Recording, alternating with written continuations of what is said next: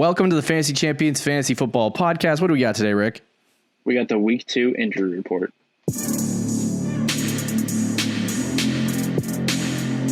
Welcome to the Fantasy Champions Fantasy Football Podcast. Here's your host, Morgan Colby and Rick Lemon.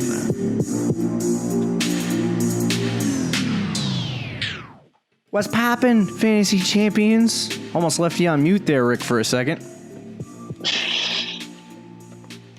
Dude, come on. That would have been highly unfortunate. A whole show of just my voice. Yeah, you'd be like, right, Rick? And then you'll see my right, mouth buddy? moving, but nothing. And you'll be like, yeah, great point. Great point. Anyway. My name is Morgan Colby. I got Rick Lemon with me as always. What's up? We're going to talk about some injury report, but we're throwing in news into that conversation too, I guess. So we'll go through injuries and we'll go through important injuries from Sunday and other such nonsense. And then we'll talk a little bit about some news points and all around success. We're changing it up on this episode, and we're changing it up for all of the episodes for the rest of the season on this one. So in case you're wondering what the frick are these people talking about, we don't know either. We're trying to figure out what's the best. What's the best strategy for this episode? Yeah. Check out our website, thefantasychampions.com. Follow us on Twitter @TheFFChamps, on Instagram @TheFantasyChampions. Like us at Facebook.com/TheFantasyChampions. If you're listening on Apple Podcasts, Spotify, Stitcher, or any other podcasting platforms, be sure to subscribe and leave a review. If you're watching on YouTube, be sure to subscribe, like and click the bell for notifications, as well as leaving a comment down below. We also have a word from our sponsor. If you haven't heard about Anchor, it's the easiest way to make a podcast. It's free. There are creation tools that allow you to record and edit your podcast right from your phone or computer. Anchor will distribute your podcast for you so it can be heard on Spotify, Apple Podcasts, or many other podcasting platforms. You can also make money right away from your podcast because they have a no minimum listenership to grab sponsors. It's everything you need to make a podcast all in one place. So be sure to download the free Anchor app or go to anchor.fm to get started. So let's hop right in. This is going to be like a glorified news show. Yeah, it really is. I like it. Because usually we spend an hour. It's a quick Friday show. Yeah, it gets you primed. So we'll start off with the biggest news. Okay. And the biggest injury was Marlon Mack being carted off the field in week 1 with a foot injury that we later learned was a Achilles injury. He tore his Achilles.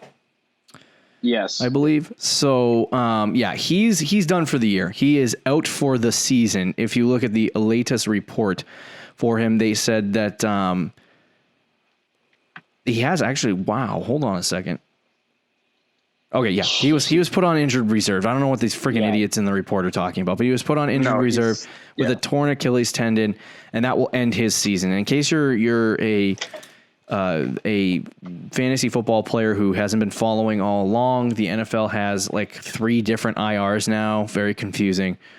So if a player gets relegated to the IR, it doesn't necessarily mean they're going to be out for 8 to 16 weeks.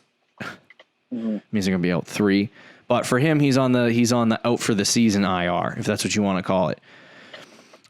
What this really means is A, he's not going to play, and B, Jonathan Taylor is a top 10 running back. Yeah, I mean, Taylor projects to be at least a top 12 running back for sure. Yeah. And based on matchup, he could very well be a top 10 running back this year.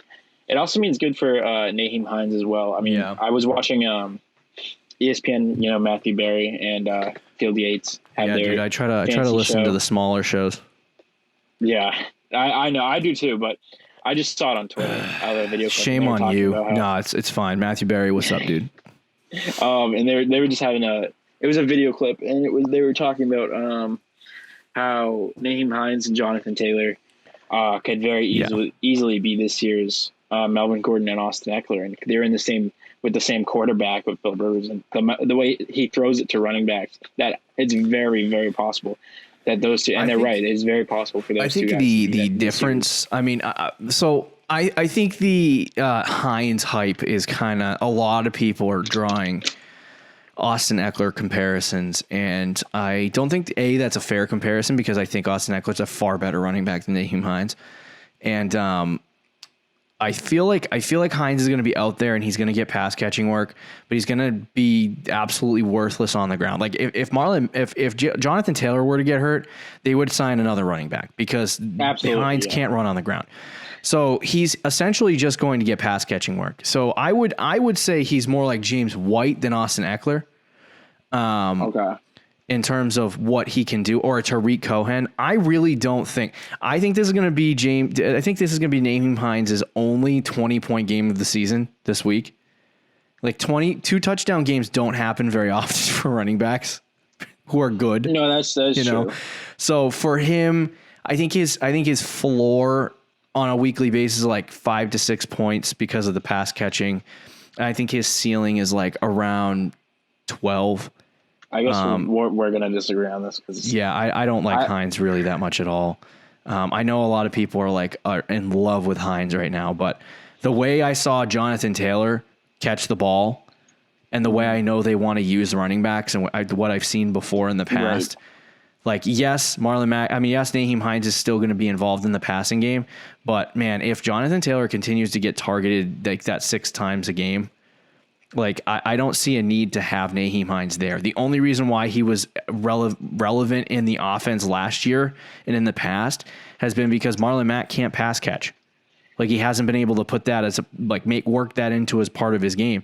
Yeah. 5 minutes into this game, or not 5 minutes into it, a half into this game after Marlon Mack got hurt, they put Jonathan Taylor out there and he had 6 receptions for 67 yards. I mean, that is far better pass catching than Marlon Mack ever provided. So I think Jonathan Taylor changes this offense dynamically to the point that people haven't really realized yet that Nyheim Hines, who I think is still going to have a role, isn't going to be that valuable for fantasy. See, for me, I in no way am saying Hines is going to be better than Jonathan Taylor by any means. Taylor's the guy that own in this backfield. Taylor's going to be top 12 running back. Yeah.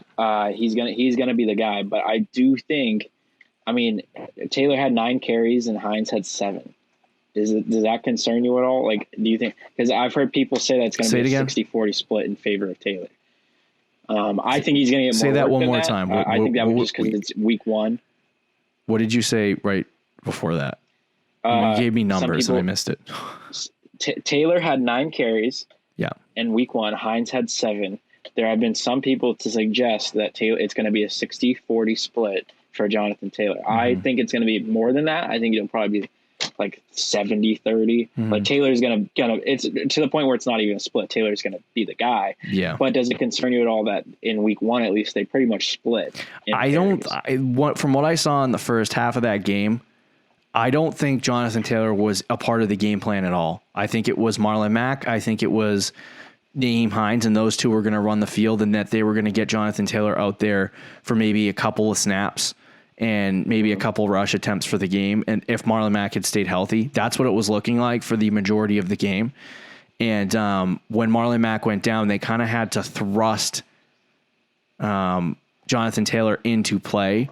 So I feel like that affected his running and his opportunities a lot more than they didn't have a plan for him. So they didn't know what to do with him realistically. So I feel like them saying outright, he's the starter, he's the guy. I'm not really concerned about Hines taking rushing work because it's gonna take them all of 5 minutes to put Jonathan Taylor out there and to put Nyheim Hines out there and realize that Jonathan Taylor needs to be getting all the rushing work. Frank Reich did also say that Hines is going to get snaps on all downs and he won't just be a third down running back. So yeah, take it. I do. Again, I agree with you that Taylor is the guy. Yeah, but I do think Hines is going to be a flex play week in and week out. Okay. The next major injury that we saw on Sunday, not really a major injury, but something to keep an eye on, is Le'Veon Bell. He departed Sunday's game with a hamstring injury, and he was placed on the 3-week IR, which means that Le'Veon Bell is not going to be back until their week 5 matchup against the, I think it's the Bills. That could be wrong. Yeah. But anyway, he's not going to be back until week 5. So there's a little bit of concern there. The Jets brought in Kalen Ballage, who they had traded for or something like that, and then cut or put on the practice squad. I don't know. He failed the physical or something like that. But he is now on the Jets. I would assume that Frank Gore is going to get the runabout things. Are you interested in any of the Jets' backfield without Bell? No. Are you interested in any of the Jets' backfield with Bell in 3 weeks? Still probably no. This is a curious. Would you rather have Nyheim Hines? I know you're a little lower on him, but would you rather have Hines right now or Le'Veon Bell? I would say Bell. Okay, I'd rather have Hines. I'm not even joking. Wow. I mean, there's a lot of players. I'm so low. On what I don't know is how much work were they giving Bell before he got the hamstring injury? Because apparently he got the hamstring injury and then they put him back out there for a couple plays and then realized he couldn't go. So then they pulled him. And then Adam Gase after the game said, we shouldn't have put him out there. That was a bad idea. And I'm like, wow, you are a complete moron. Somebody give this guy the dip crap award. Yeah, it's just so gross though. Like, I guess, I mean, you know, like on Sleeper, not to interrupt you, but you know, on Sleeper, how they give you the worst manager award at the end of the week when they give you like their weekly review. Every single week, the NFL sends out their version of that, and Adam Gase gets worst manager of the week. Every week. Yeah, I guess when Bell is healthy and he's got good matchups, then he's worth a start. But other than that, dude, I'm so done with the Jets. So done with the Jets backfield. Yeah, agreed. I mean, poor Sam Darnold. He's at this rate, he's gonna get replaced by a different quarterback, and everybody's gonna blame it on him. But that team is so awful. Yeah, so it's so gross. It's Everything not his. It's not his fault, really. But it's really not. I actually think if there's a point in time, like, and I'm not saying this to get him as a starter, but if there is a point in time where there has been Le'Veon Bell at a lower point than that, like, I don't think there's been a point in time where Le'Veon Bell will cost you like so little to get on your team.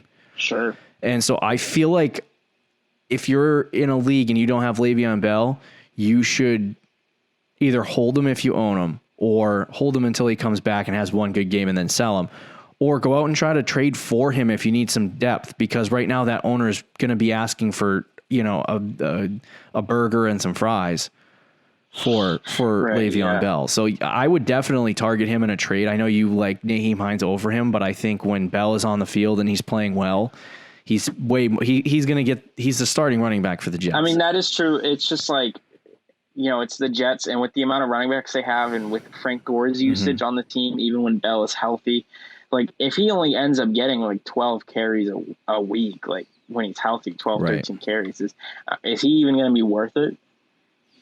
I think he's worth the roster spot for sure. I think he's going to get 15 carries and like 4 catches. So he's not going to get the workload that he got last year, but I think it's valuable to have him on your bench to then put him in your starting lineup on bye weeks, or if you need to start. And then if he comes back and he's really good, then that's good too. But like I said, don't sell the ship for him. Don't like do everything you can to get him on your team. I just mean in the context of like, he's cheap. If a team is just trying to dump him, trade. You can, like you said, you can trade pretty much nothing and get him, and absolutely do that, because he is still worth the roster spot.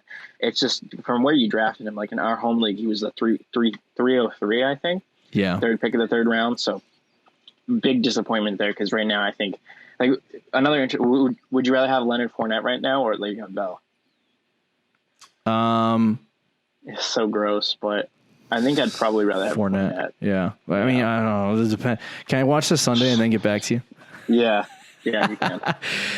Let's talk about the another guy, Miles Sanders. Right before the game on Sunday was, or not right before the game on was it Friday or Saturday? Saturday evening, I think it was.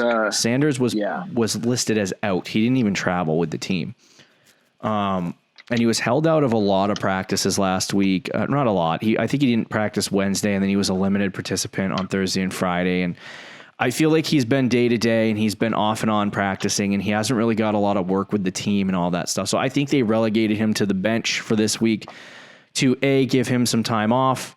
I think B, they thought they were playing Washington and it was going to be an easy matchup, so they didn't really need him. And I think they were just like, let's play it safe with Miles Sanders for this week. Keep him on the bench, you know, and then give him a full work week of practice. Now, Wednesday, he practiced in full. I have a catch-22 on this situation because the running back that I would start in place of Miles Sanders is playing on Thursday Night Football, I believe. No, yes, Kareem Hunt is my guy, so he's playing on Thursday Night Football. So I have a hard time right now because I'm like, do I bench Sanders? It's pre-recorded. Thursday Night Football already happened, but. Yes, Thursday Night Football already happened. But do I sit Miles Sanders and play Kareem Hunt for this week, or it's tough because Hunt? Do I hold my breath? I'm gonna be, because we pre-recorded this podcast, I'm gonna be looking all day Thursday to see what happens. But anyway, so Sanders practiced on Wednesday. I don't know if he practices on Thursday. Check the reports, see if Sanders practiced. If he practices in full on Thursday, he's a go to Sunday. He's gonna be good to go. Schefter reported that he is on track to play week 2, and it's most likely that he's going to play. They also said that right tackle Lane Johnson, who was out with an ankle injury this week, is going to come and play this week, which is a much needed bolster to their offensive line after being a horrible, horrible crap show last week. Yeah. So I think the Eagles, not to ramble on about this, but I think the Eagles desperately need Miles Sanders because, oh boy, Boston Scott looked like a garbage can on Sunday. Yeah. I mean, it wasn't totally his fault though. That offensive line was putrid. I'm just excited to be able to watch Miles Sanders this Sunday until Saturday night when I have to start Deontay Johnson in my flex. Good luck with that. Yeah. Frick me. Texans running back Duke Johnson was not spotted at practice on Monday. I don't believe he was spotted at practice on Wednesday either, but let me confirm that. He practiced Wednesday. That's good news. Okay. So not that it means anything for your fantasy team. I know some people own Duke Johnson, but I just want to give you an update there.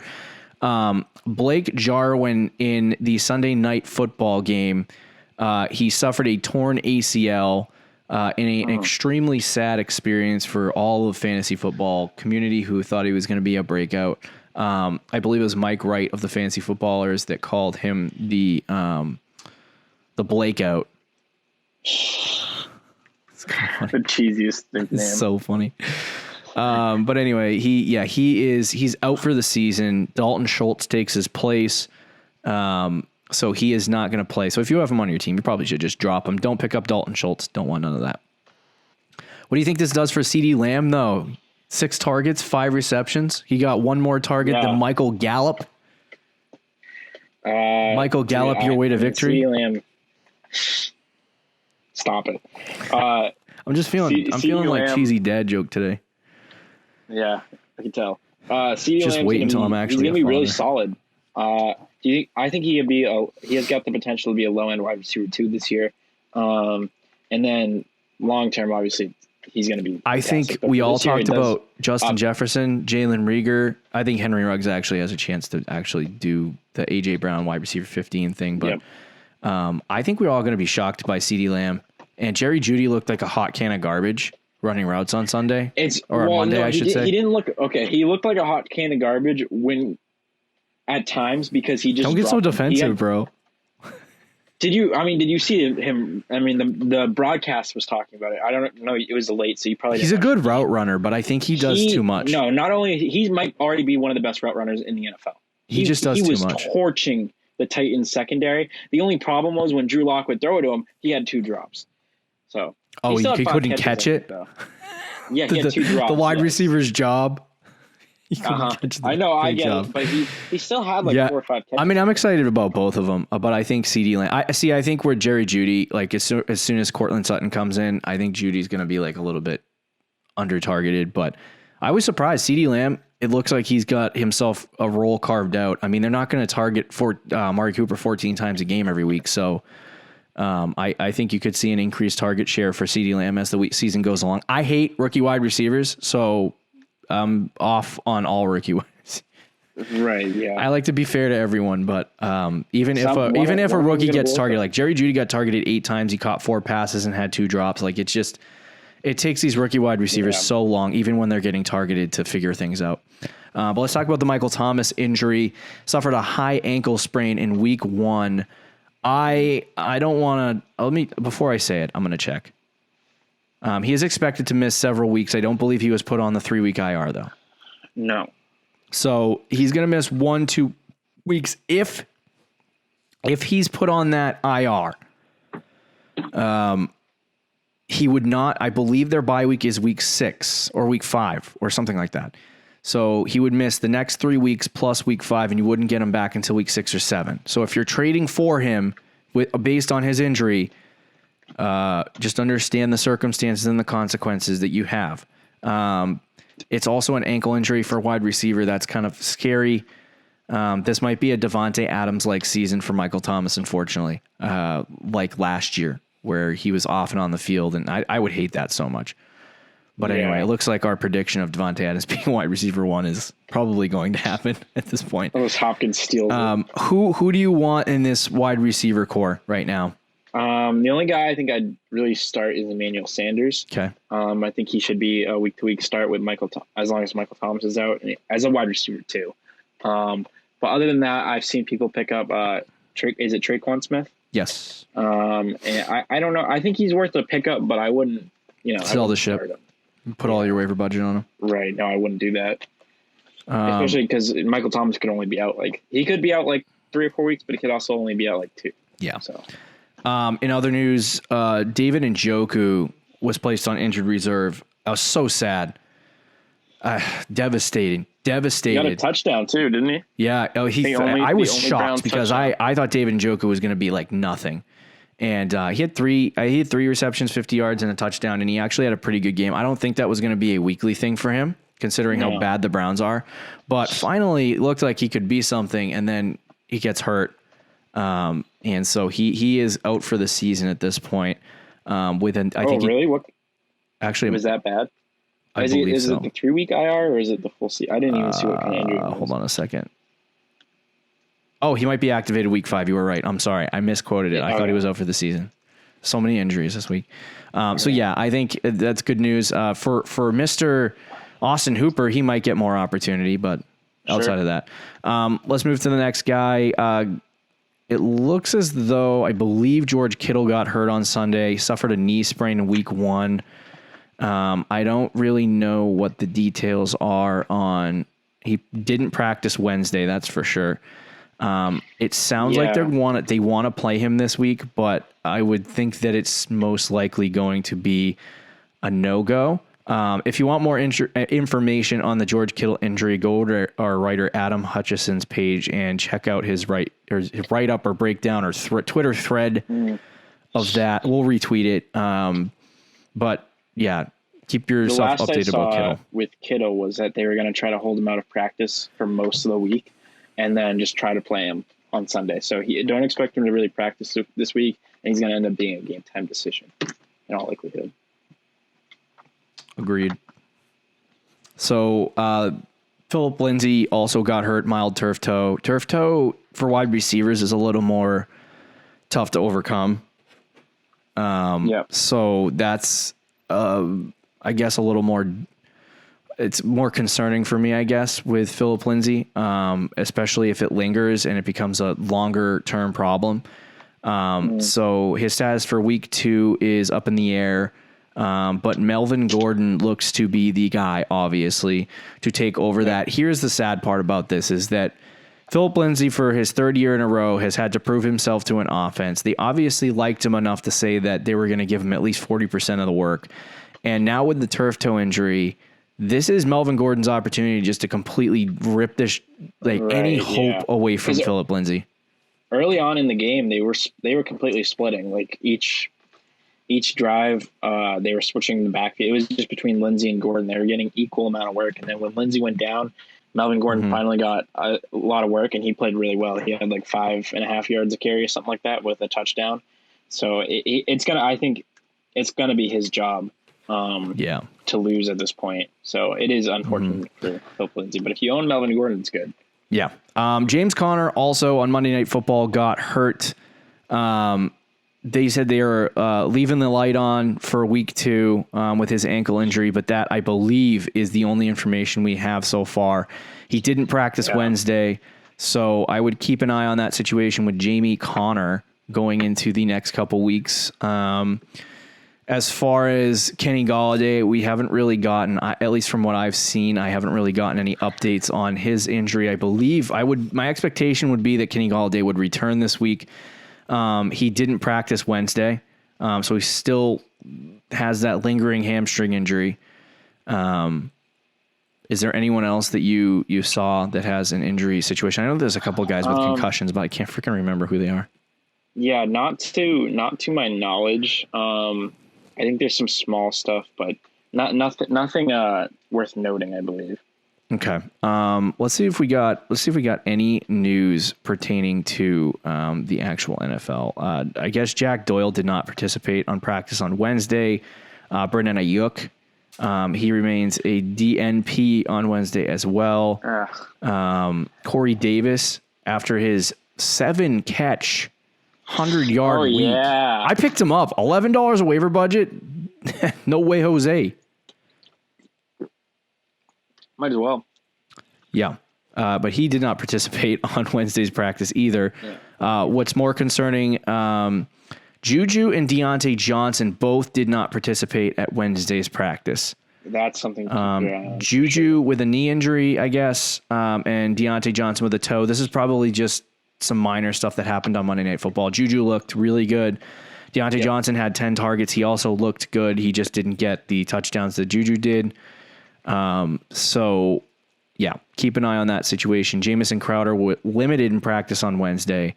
Mike Evans, who he played on Sunday, he got a limited practice in on Wednesday, dealing with a hamstring injury.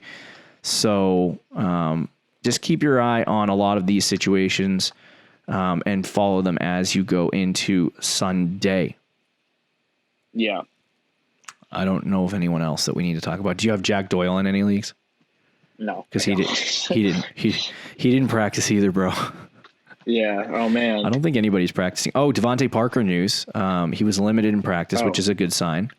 Yeah, that's encouraging. We talked about him on the waiver wire show, so that's encouraging. Good sign. Mm-hmm. Coach Adam Gase said that Frank Gore will be the future running back this week against the 49ers. Oh boy, I'm excited for that. So anyway, and then Cortland Sutton was also limited, but that'll do it for our injury report information, I guess. Yeah, I think that's pretty much it. Thanks for listening to all the content that we had this week. Be sure to check out our website, thefantasychampions.com. Follow us on Twitter and Instagram. Be sure to listen to all the other episodes that we had this week in preparation for the game on Sunday. And we will talk to you on Tuesday, Fantasy Champs. Go out and win your league. Thank you for listening to the Fantasy Champions Podcast. Make sure you subscribe on iTunes and YouTube and follow us on Twitter @TheFFChamps.